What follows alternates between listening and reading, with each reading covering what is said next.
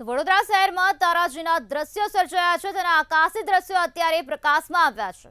વડોદરાથી અત્યારે આ વિગતો સામે આવી જ્યાં અતિ ભારે વરસાદને કારણે હજુ પણ કેટલાક વિસ્તારોમાં પાણી ભરાઈ ગયા છે।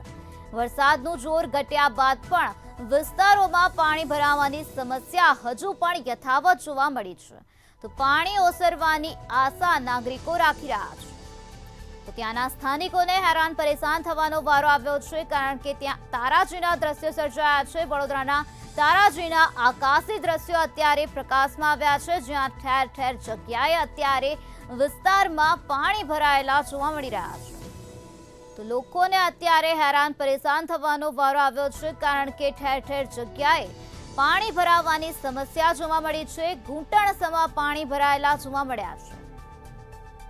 વરસાદનું જોર ઘટી ગયું છે તેમ છતાં પણ હજુ પણ પાણી ઓસર્યા નથી જેના કારણે સ્થાનિકો અત્યારે ત્રાહિમામ પોકારી ઉઠ્યા છે। તો બીજી તરફ વહીવટી તંત્ર પ્રત્યે સ્થાનિકોનો રોષ વ્યાપેલો જોવા મળી રહ્યો છે।